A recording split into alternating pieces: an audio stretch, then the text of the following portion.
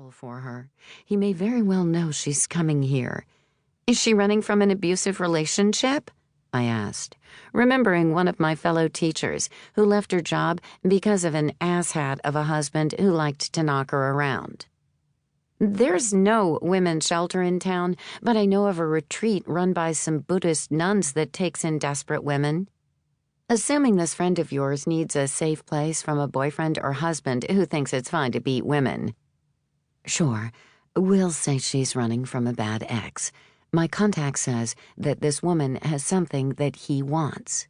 Don't ask me what, because it would take too long to explain.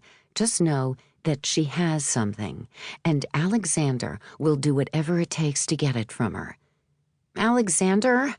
I managed to tear my eyes from the wound. Her eyes had little tiny flashes of gold, like a little fire was lighting up the inside of her irises. That's the name of the man. He is evidently quite ruthless, and in addition to that, he works for a demon lord. Excuse me? Demon lord?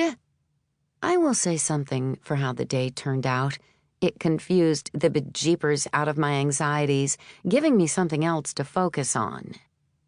Trust me, it's bad news. My informant says he's responsible for... She gave an odd sort of gasping gulp. For Dad's death. But that doesn't matter now. You have to find this woman, Ronnie. Hide her. Find somewhere safe for her and her 2 girls to go. They're very special, all of them. You have to do this for me. She grabbed my wrist again, the bite a stinging reminder of what had happened just a few minutes ago. Swear you will do it. I swear, I said, wanting desperately to get at the hand sanitizer I'd stuck in my pocket. One particularly cruel part of my mind pointed out that this situation was every nightmare come to fruition, and I was helpless to stop it. Helen, please, let me call an ambulance. How you can even talk with that massive hole in you? She slumped back again, her body resembling a discarded rag doll. Thank you. You don't know how much this means to me. I opened my mouth to speak, but a sudden wave of nausea hit me like an anvil to the gut. I said, crawling a few feet away. Don't feel good. Don't fight it. It'll be over quickly. What will? The change. My blood is changing your blood. In effect, you are becoming a dragon hunter too. What? The words stopped abruptly as my bile flowed, and I vomited up the contents of my dinner. Then I vomited up anything else that had been hanging around my stomach, and then, for another 4 minutes, all I did was dry heave as my body apparently tried to expel all my innards. At least that's what it felt like. And when it was over and I wiped my mouth on the sleeve of my hoodie, mentally noting I'd have to throw it away since there wasn't water hot enough to wash vomit out of cloth, I made my painful way over to Helen. Have to call. You're bleeding too much. My throat burned, and I had to swallow a few times before I could speak. I told you to stop fussing.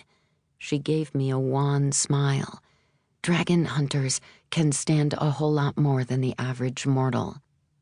At least let me try to staunch the flow of blood, I said, hesitating a moment before pulling off my hoodie and using the clean part of it as a compress on her wound. She leaned into me, the silence of the night closing around us for a few minutes. Who did this to you, Helen?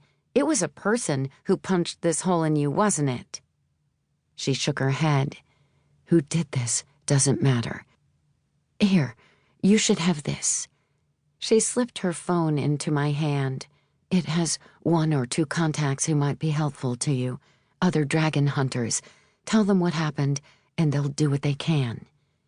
With an effort, she dragged a long black scabbard across her body and laid it between us, panting slightly at the exertion.